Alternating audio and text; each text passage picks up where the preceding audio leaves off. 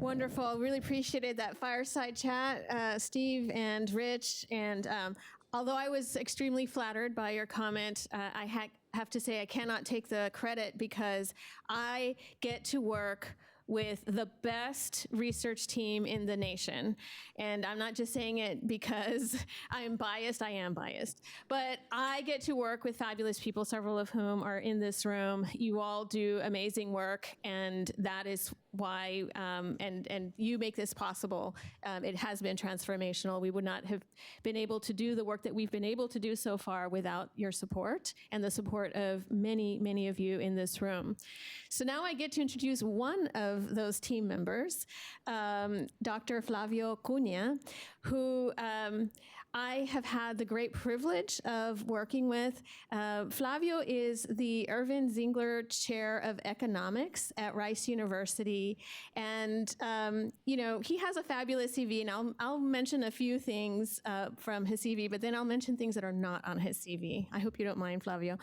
But I think those are the best introductions. But from his CV, Flávio has a PhD from the University of Chicago, and prior to coming to Rice, was on the faculty at the University of Pennsylvania, and was the recipient of the Frisch Medal from the Econometrics Society, which is a huge, huge honor in economics. And as some of you mentioned yesterday, several of you started talking about the famous Nobel laureate Jim Heckman. And Jim Heckman was Flávio's doctoral advisor at Chicago. So Flávio, needless to say, is a really, really bright person, very smart. And I'm surrounded by a lot of smart people at Rice, but Flávio really stands out. But the reason why he really stands out is because, and I'm saying this in all honesty, when I think of Flávio, if I were to think of one word that would best describe him, it's integrity. He takes it very seriously, and I have noticed I have seen him make some difficult decisions, and always with integrity front and center. And Flávio, that's what really stands out the most to me. It means a lot to me, and you are setting a fantastic example to others here, and especially at the Kinder Institute. That means everything. And I will end with this. He's also the nicest economist I know.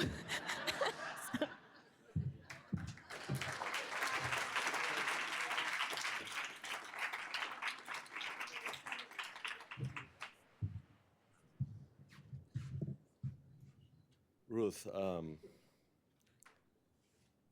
what really impresses me the most about you is your passion. It is literally contaminating. I am so pleased to have joined Kinder, because I knew that our research agendas are so aligned, but I never understood the depth of your passion. The depth of your passion for serving those of us who grow up in the most difficult circumstances in life. And the fact that you have that as a North Star, it's something that I keep telling my people. It's a vision that we need to respect and fulfill in our day-to-day life. And to Rich and Nancy Kinder, thank you so much for making the work that we all at the Kinder Institute do. It really is a blessing to be able to do this work. We wouldn't be able to do this without your support. So thank you so much. It is my pleasure to be here. Tell a little bit about the background of why I'm here. I'm going to talk about, for the first time in my life, I'm going to give a talk about not my research.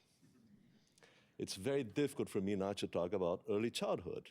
A topic I'm deeply passionate about, and whenever I see Margaret, we can actually spend hours just commiserating about the reality of early childhood in Houston, in Texas, in the United States. But a few months ago, I got an email from Diana asking me, oh, we need to produce a North Star metric for the October meeting, and all breaks were put to work. I was so worried about that question that I wrote a 10-page document overnight, just telling them, this is really a difficult task. And the next morning, I walked into Ruth's office, and I told her, well, the reason why I wrote that document is because I'm pretty sure that next time I see Diana, she's going to ask me, can you do this for October? And I'm going to have to say no. It's a really tough thing to do. And I'm going to try to explain to you why this is so important, but it's not going to get done overnight. Okay? But I like to be a little bit provocative, and some of the people who work with me understand that I'm going to ask questions or show data that will upset people, and I'm going to do a little bit of that today. I'm going to start with this chart that was produced by the Kinder Institute in 2016. So that was before I actually joined the Kinder Institute, and it was published by the Urban Edge folks. If you're not subscribed to the Urban Edge, please do. Sarah, you'll learn a lot about Houston every Monday and Thursday. You'll have lots of stories with your daughter. Now, here is something that we're working on updating. It is Houston's poverty rate in 1980 and Houston's poverty rate in 2010, over a 30-year period. And what we see there is that the poverty rate in Houston actually doubled, right? So it doubled. It went from 10% to 20%, and we're working to update those numbers. And it's a little bit of, I would say, almost epidemic, that we didn't have that many regions within Houston that were poor, but now poverty seems to be spreading in our location. I'd like to contrast that with the feeling that I got when I moved to Houston in 2014. I noticed immediately that I was in an environment that was a booming environment. An environment with the world, the sky is the limit. And it is definitely true that in Houston, we have experienced tremendous economic growth during this period. So just over the 10 years between 2013 and 2023, we, as a region, created far more jobs than the national average. So if I go, for example, to Montgomery County, in 10 years, jobs increased by 77%. If I go to Fort Bend, it increased to 88%. So how can we, as a region, experience tremendous economic growth and yet see poverty increase? Those two things almost do not make sense at all, right? Seems like strange. If we have a booming economy, why aren't people benefiting from this booming economy? So I'm going to do something. I can't do this. I just can't. I'm sorry. I'm going to have to walk around. And if you're filming me, I'm so sorry. Can you guys hear me? Yeah, okay. Oh, this is so much better. Here's what I'm going to propose to you. I'm going to propose to you a vision of what's going on with our region, okay? And I'm going to do, I hate to do this, but I'm going to be the professor today. Okay, so I'm going to tell you this is the theory. I'm going to tell you that this theory is going to explain why we're growing but getting more people poor. And I'm going to tell you that that theory is going to explain why certain types of interventions will not work for Houston, even though they might work elsewhere. And I'm going to tell you the kind of interventions that this theory will imply would work. And I'm going to show to you that those interventions do seem to work, and we have the reasons to believe they would work in Houston. And then, Rich, I'm going to do what you want, communication. Okay, so the theory requires communication, and the theory, I'm going to call it the coordination trap. Okay, so this is not a new theory.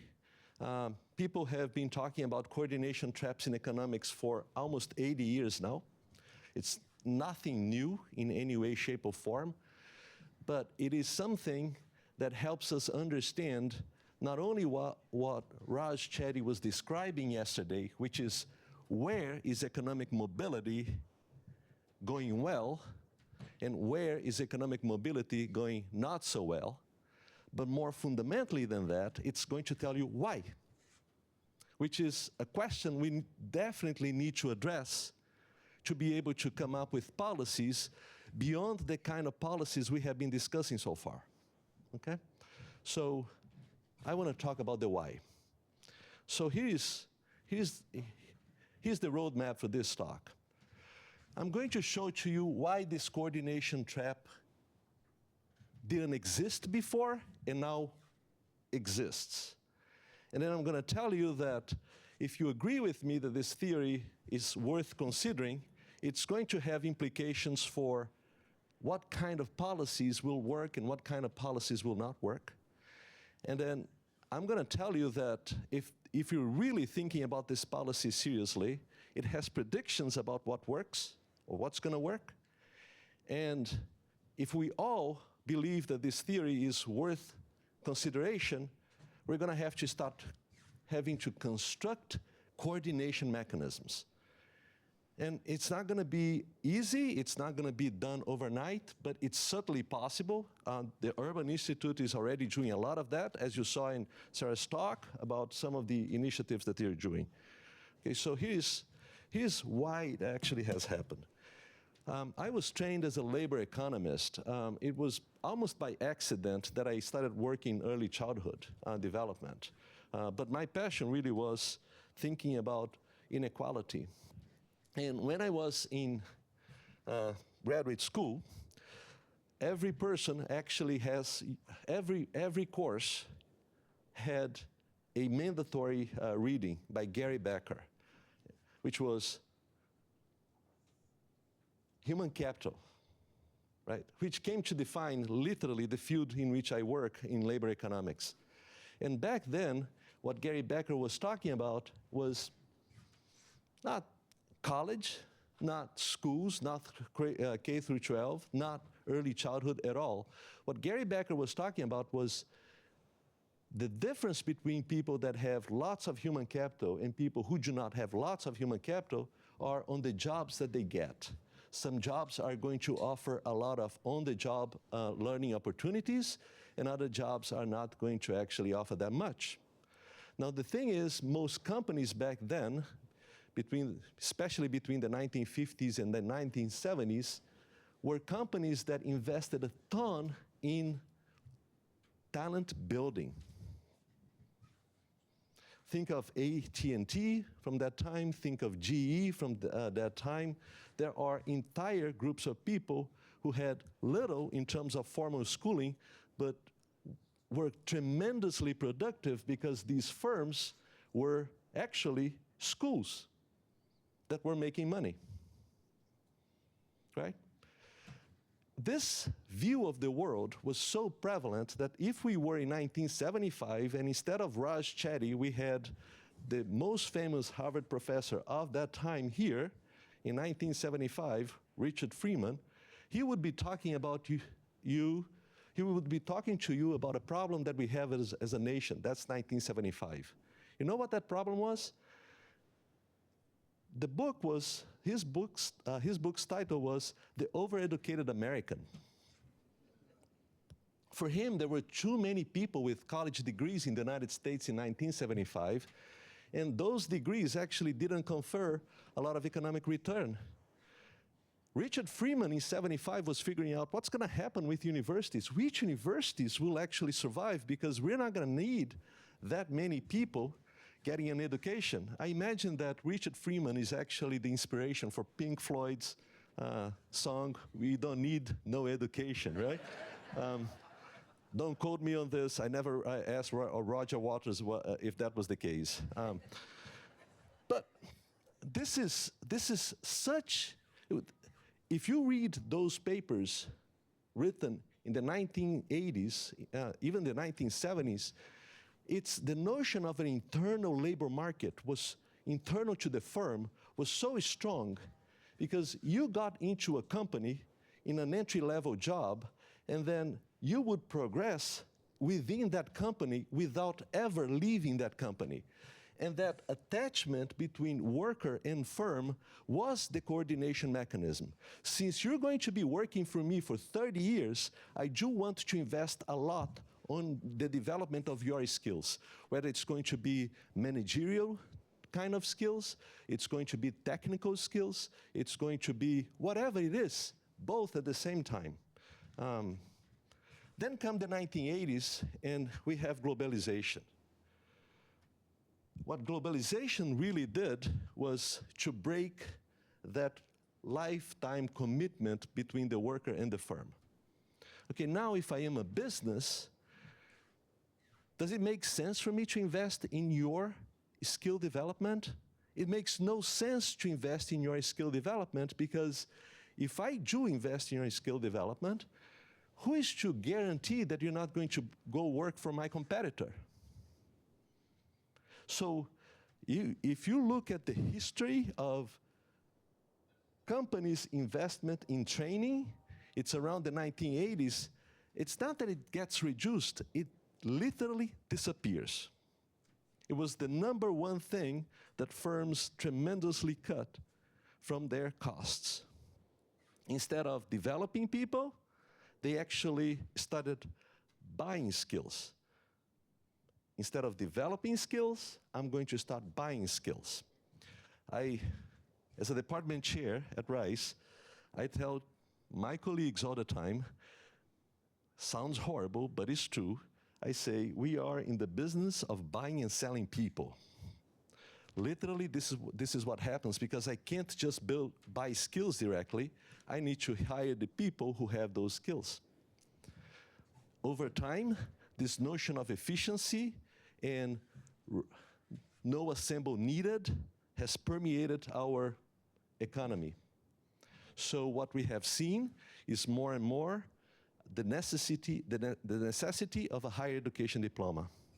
Whatever it is, a certificate, something that is actually worth in the labor market, something that is going to signal to the employers, I don't need your training, I come ready.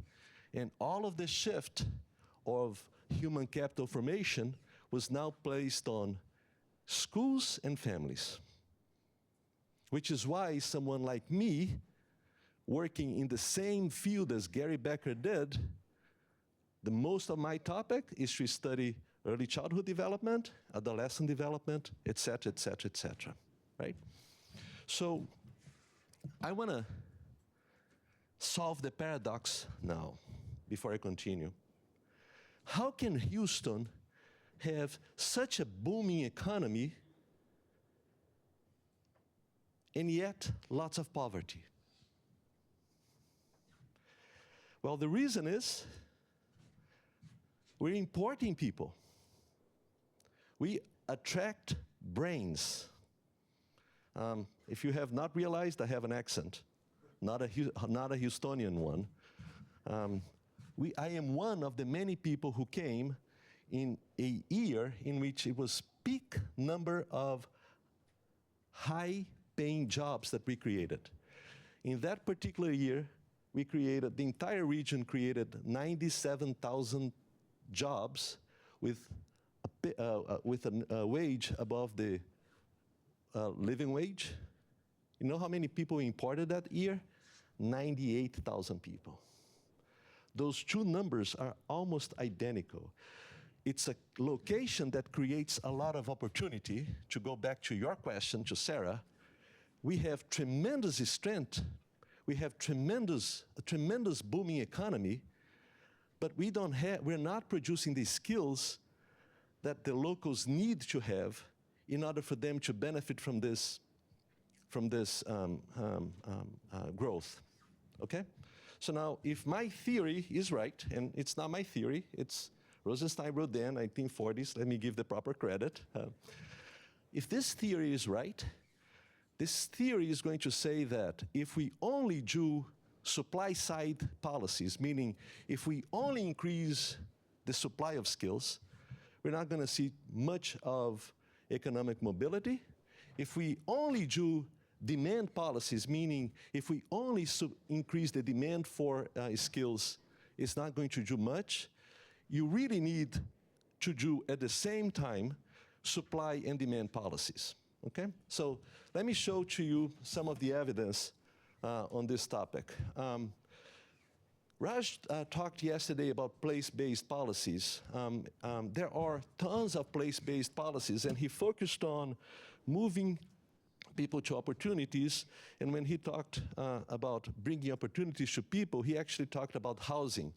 But housing is not the only one type of place-based investments that we've seen in the United States. There is a very famous intervention that started with states in the 1980s and 1990s, and then the federal government came in and made it much bigger than anything else before. And it's called enterprise zones and empowerment zones.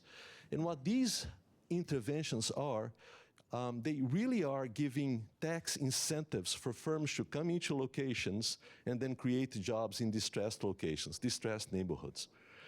There are tons of papers written in this literature. If you want to take a look and take a picture, I have some of the papers here, some of the most cited papers here. It's a passionate reason for disagreement in academia. Let me just talk about a few things that people do not seem to disagree with. Do they create jobs? They do create jobs in distressed locations, but distressed locations don't have lots of people with high skills, so the kind of jobs that they create are low-skilled jobs. So are jobs that are actually not moving the needle in terms of economic mobility, okay? For the people that live in those neighborhoods and want to work in those neighborhoods, they do get jobs, even though they're low-paying jobs. For everyone else, nothing seems to actually happen. I want to give you a statistic that people have computed about the cost-benefit of this type of policy. It takes incentives of the order of $100,000 to create a job that will pay $27,000.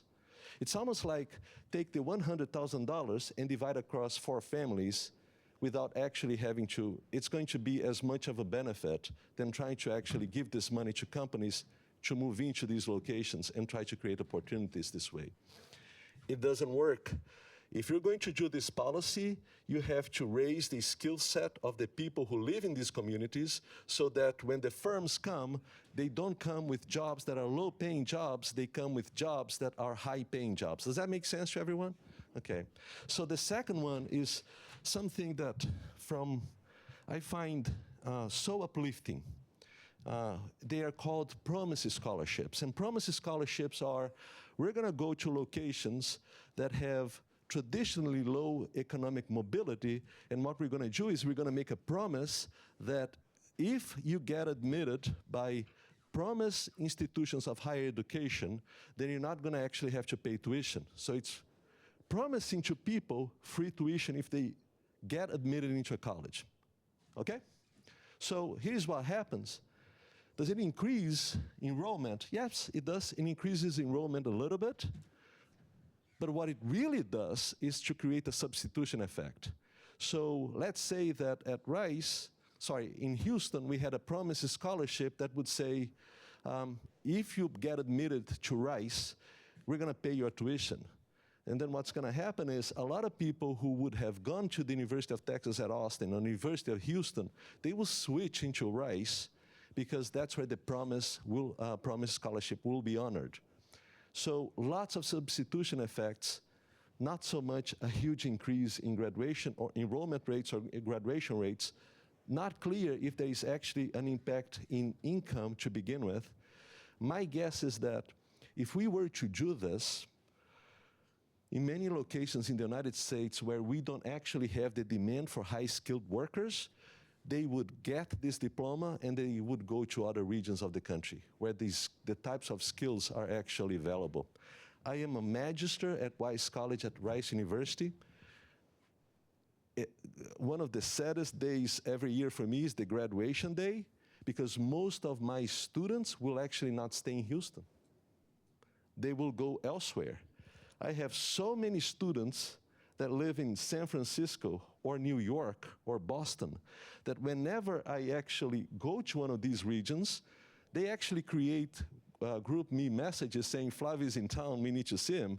And I'm gonna see 20, 25, 30 students in one of these locations, and I always come back and I say, where have we failed to keep these kids in Houston? They're phenomenal kids beyond being academically tremendously challenging. Let me go now and tell you what's going to work, and I think that by now you know what the answer is going to be. What's going to work is a coordinated approach. We're going to actually have to look at policies that are creating the demand and the supply for high-skilled work, high productivity work. That's what's going to actually work if we are going to make Houston locals a partner in our economic growth story, okay? Raj Chetty talked about it yesterday. One of the examples that he gave is Ear Up. Raj Chetty was telling you that that is a model of social capital building. I'm going to tell you that's not only what it is. It's actually way more than that. It's a strong partnership between the employers in those sectors and then the students getting prepared to get the skills that are valuable in those sectors. A key aspect of these types of interventions is exactly that strong connection between employer and education sector. We are training the students to go into jobs that are high-paying jobs, and we're making sure that the training that they actually get is training that the employers value in the labor market, okay? I'm not gonna spend too much more time on this. I think that Raj did a tremendous job yesterday. I am not as charismatic as Raj or Sarah by any stretch of my imagination, but let me just tell you the communication story, Rich. This is what we're actually talking about. So if we're going to, it's easy to think of a specific case. I can go to San Jacinto Community College, with whom I have partnered for a few projects, and tell them, we need to do this for this particular industry. And we can run a randomized control trial and then have 200 people in the control, 200 people in the treatment group. But our goal really is not that. Our goal is, how do we actually raise economic mobility in our region?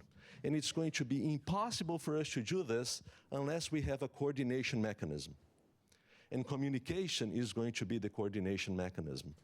We are now starting to talk and thinking about producing economic mobility reports at the Center for Economic Mobility that will try to actually coordinate the many different entities that are part of this conversation.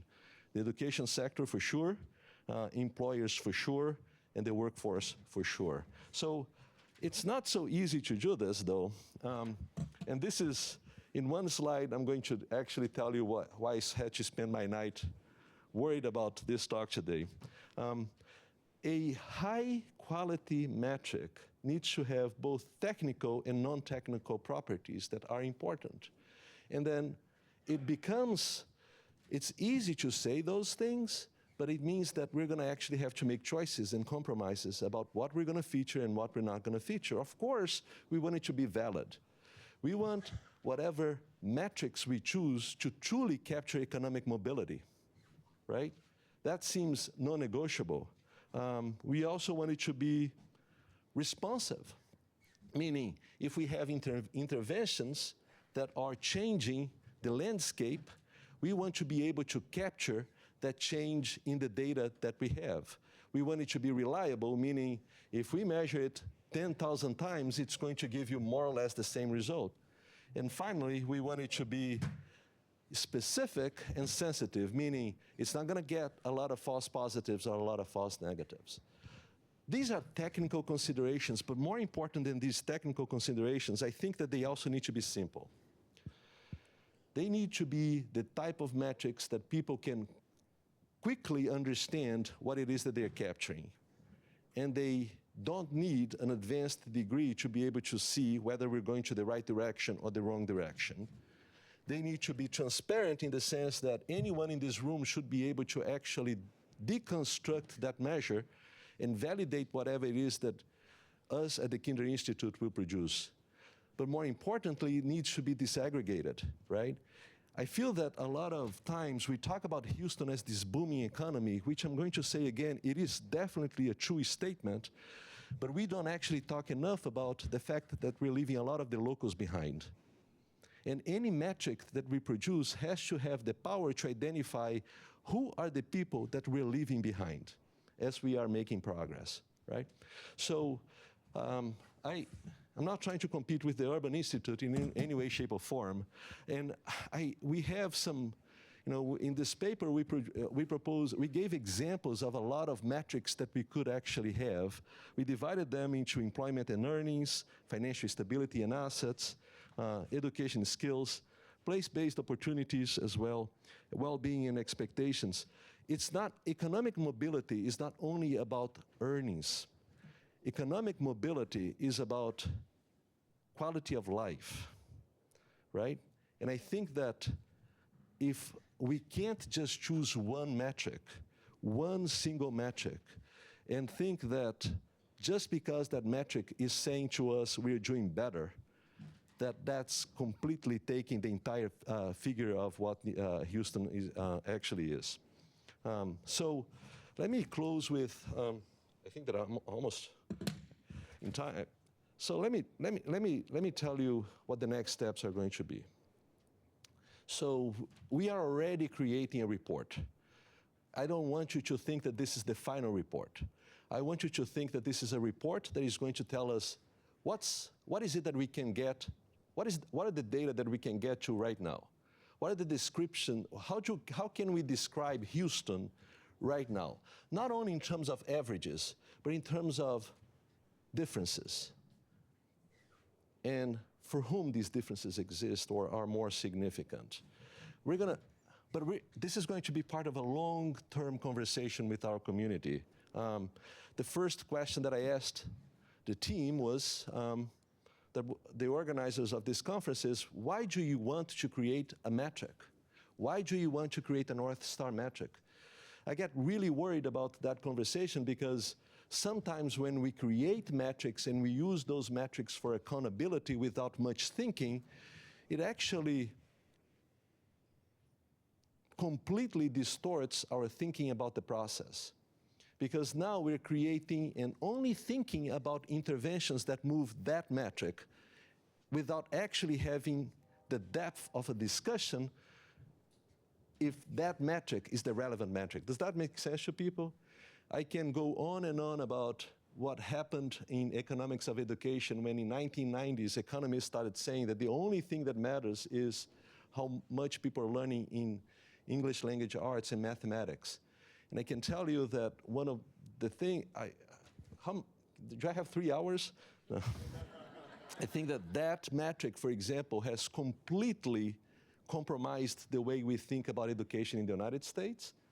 And I think that we need quickly to go back and start thinking of measurement of education output in a much richer way. Once we actually clarify the purpose of this North Star metric, is it about purpose? Is it about accountability? Is it about communication? Is it about convincing, getting people excited? I think that the important thing is going to go and talk to the community. Let them actually react to the different proposals and see if there are things that they feel this is really capturing my side of the story or this is not really capturing my side of the story. Because what I am talking about is a systemic failure. If we have a systemic failure, we need to fix the system. And we can't fix the system with the 9 lovely people I have in my lab. We need the entire community to be part of this discussion, not only because it's going to make our work better, but more importantly, it's because it's going to actually generate the trust and the alignment, the coordination that we need to truly move the needle in economic mobility. I am so happy to be here today. Thank you for listening to me, and happy to continue to see you today.